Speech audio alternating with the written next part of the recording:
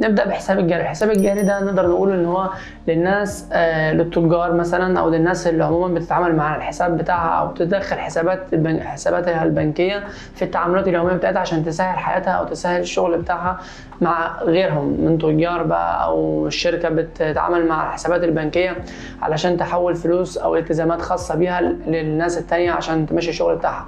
فانت الحساب الجاري ليك لو انت من النوعيه دي، انك انت هتستخدم حسابك علشان تدفع التزامات خاصه بيك بقى. لو انت تاجر بتدفع تجار تانيين، صاحب شركه بتدفع للموظفين مرتباتهم، بتدفع للسبلايرز بتوعك او الموردين بتوعك علشان يدوا لك الشغل بتاعك اللي بتشتغل بيه. فانت الحساب الجاري هو الخيار الامثل ليك لو انت هتستخدمه في كده. الحساب الجاري برضه هو الحساب اللي بتطلع عليه دفتر الشيكات.